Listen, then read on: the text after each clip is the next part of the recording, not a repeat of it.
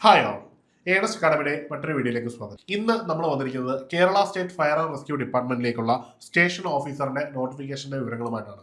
ഇതിന്റെ നോട്ടിഫിക്കേഷൻ ഈ വരുന്ന ജൂൺ 30 ഉണ്ടാവും. ഈ ഒരു പോസ്റ്റിനെ പറ്റി പറയുകയാണെങ്കിൽ ഈ ഒരു പോസ്റ്റിലേക്ക് അപേക്ഷിക്കാൻ വേണ്ടുന്ന യോഗ്യത എന്ന് പറയുന്നത് BSc ആണ്. അതിൽ തന്നെ ഡിഗ്രിയിൽ ഒരു പേപ്പർ കെമിസ്ട്രി ആയിട്ട് പഠിച്ചവർക്കാണ് ഇത് പ്രധാനമായിട്ടും അപ്ലൈ ചെയ്യാൻ കഴിയുന്നത്. ഇനിയും ഈ ഒരു പോസ്റ്റിനെ പറ്റി പറയുകയാണെങ്കിൽ ധാരാളം ഉത്തരവാദിത്തങ്ങളുള്ള, സമൂഹത്തിൽ നേരിട്ട് ഇടപെടുകയും സൊസൈറ്റിയിൽ വളരെയധികം സഹായങ്ങൾ ചെയ്യുകയും ചെയ്യുന്ന ഒരു ഡിപ്പാർട്ട്മെന്റാണ് ഫയർ ആൻഡ് സേഫ്റ്റി ഡിപ്പാർട്ട്മെന്റ്. മാത്രമല്ല ധാരാളം അധികാരങ്ങളുള്ള ഒരു പോസ്റ്റ് കൂടിയാണ്. ഒരു കണ്ടിജൻസി ഉണ്ടാകുമ്പോൾ അവിടുത്തെ മുഴുവൻ കൺട്രോൾ ഏറ്റെടുക്കുന്ന ഒരു ഉദ്യോഗസ്ഥനാണ് ഈ പറയുന്ന പോസ്റ്റിലെ ഉദ്യോഗസ്ഥൻ. ഒപ്പം തന്നെ ആ ഒരു ഫയർ ആൻഡ് സ്റ്റേഷൻ പരിധിയിലുള്ള സ്ഥാപനങ്ങളിൽ ഉൾപ്പെടെ, വലിയ മൾട്ടിപ്ലക്സ് ബിൽഡിങ്ങുകൾ ഉൾപ്പെടെ ഫയർ ആൻഡ് സേഫ്റ്റി റെഗുലേഷൻസും അത് കൺട്രോൾ ചെയ്യാൻ തുടങ്ങിയ എല്ലാ കാര്യങ്ങളും ബിൽഡിംഗ് കൺസ്ട്രക്ഷൻ സമയം മുതൽ നിയന്ത്രിക്കുന്ന ഒരു ഉദ്യോഗസ്ഥൻ കൂടിയാണ്. അപ്പോൾ ധാരാളം അധികാരങ്ങളുള്ള ഈ ഒരു പോസ്റ്റിലേക്കുള്ള നോട്ടിഫിക്കേഷൻ വരുന്നത്. അപ്പോൾ ഇതിനു മുമ്പ് നടന്ന പോസ്റ്റിന്റെ നോട്ടിഫിക്കേഷന്റെ വിവരങ്ങൾ ഓരോന്നായിട്ട് നമുക്ക് നോക്കാം.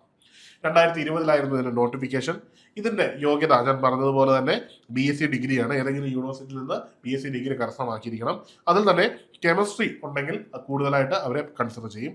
ഇനിയും ഫിസിക്കലായിട്ട് നിങ്ങൾക്ക് ഏതെങ്കിലും സ്പോർട്സ് ആക്ടിവിറ്റീസിൽ നിങ്ങൾ ഇൻവോൾവ് ആയിട്ടുണ്ടെങ്കിൽ അതിന് ആഡ് ഓൺ ബെനിഫിറ്റ് കിട്ടും. കൂടാതെ NCSC പോലുള്ള സൗകര്യം, അതായത് NCC എന്ന് പറയുന്ന ഒരു മേഖലയിൽ ജോലി ചെയ്തിട്ടുള്ളവർക്കും ആഡ് ഉണ്ടാവും. BC സർട്ടിഫിക്കറ്റ് ഉള്ളവർക്ക് അതിന്റെ ബെനിഫിറ്റും റാങ്ക് ലിസ്റ്റ് വരുമ്പോൾ ഉണ്ടാകുന്നതാണ്. ഇനി ഈ സ്കെയിൽ ഓഫ് പേ എന്ന് പറയുന്നത് 30,700 തുടങ്ങി 65,400 നിലവിൽ ഈ സ്കെയിൽ മാറിയിട്ടുണ്ട്. 45 മുകളിലേക്ക് മാറുന്ന രീതിയിലേക്ക് സ്കെയിൽ എത്തിയിട്ടുണ്ട്. അടുത്തത് ഏജ് ലിമിറ്റ് ആണ്. ഏജ് ലിമിറ്റും മാറ്റം വന്നിട്ടുണ്ട്. നിലവിൽ 4 വർഷം കൂടി ഇളവ് ലഭിച്ചിട്ട് 35 വയസ്സ് വരെയുള്ള പ്രായത്തിൽ അപേക്ഷിക്കാൻ കഴിയുന്ന രീതിയിലാണ് പുതിയ നോട്ടിഫിക്കേഷൻ വന്നിരിക്കുന്നത്. ഇനി നമ്മൾ നോക്കാൻ പോകുന്ന ഫിസിക്കൽ ക്യാരക്ടറാണ്. ഇനി ഒരു ഫിസിക്കൽ ക്യാരക്ടറിലേക്ക് വരുമ്പോൾ ഇവിടെ ഹൈറ്റ് എന്ന് പറയുന്നത് ജനറൽ കമ്മ്യൂണിറ്റിക്ക് 165 സെന്റിമീറ്ററും SC/ST വിഭാഗങ്ങൾക്ക് 160 സെന്റിമീറ്ററുമാണ്. വെയിറ്റ് എന്ന് പറയുന്നത് 50 കിലോഗ്രാമാണ് ജനറൽ കാറ്റഗറിക്ക്.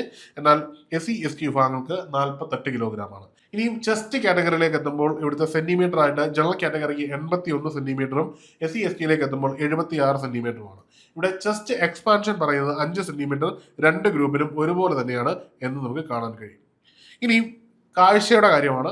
കാഴ്ചയിലെത്തുമ്പോൾ ഇവിടെ രണ്ട് കമ്മ്യൂണിറ്റിക്കും ഒരേ കാഴ്ചശക്തി വേണം. 6/6 എന്നത് മസ്റ്റ് ആണ്.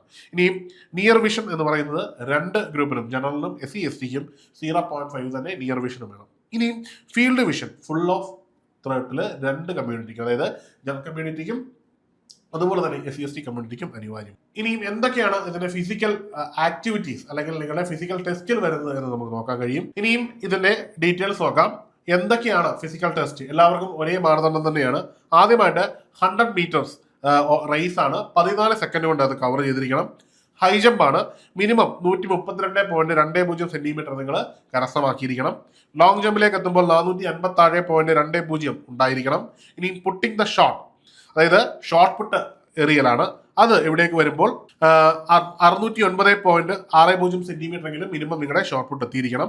അടുത്തായിട്ട് വരുന്ന ഐറ്റം എന്ന് പറഞ്ഞാൽ ക്രിക്കറ്റ് ബോൾ ത്രോ ആണ്. അത് 60.96 മീറ്റർ ആണ് നമ്മൾ ഇതിൽ അക്യൂർ ചെയ്യേണ്ടത്. മിനിമം ആണ്. ഈ ഒരു സെന്റിമീറ്റർ നമ്മൾ അവിടെ നേടിയെടുക്കേണ്ടതാണ്. ഇനിയും റോപ്പ് ക്ലൈംബിംഗ് ആണ്. മിനിമം 365.80 സെന്റിമീറ്റർ കവർ ചെയ്തിരിക്കണം.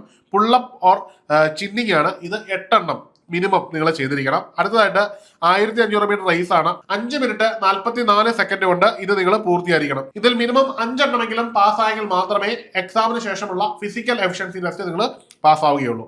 ഇനിയും അവസാനമായിട്ട് നടന്ന എക്സാമിനേഷന്റെ നിയമന രീതികൾ നോക്കാം.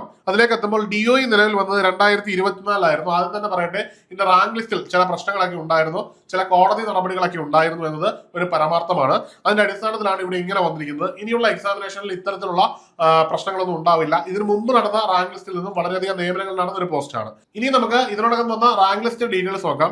അവസാനം വന്ന എക്സാമിനേഷൻ 2020 വരികയും അതിന്റെ റാങ്ക് ലിസ്റ്റ് വന്നത് 2024. എന്നാൽ ഈ റാങ്ക് ലിസ്റ്റ് വരാൻ ഇത്ര ഡിലേ ആയത് ഈ ഒരു എക്സാമിനേഷനുമായിട്ട് ബന്ധപ്പെട്ട് ചില കോൺട്രവേഴ്സികൾ ഉണ്ടാവുകയും ചില കേസുകൾ കോടതിയിൽ നിലനിൽക്കുകയൊക്കെ ചെയ്തു.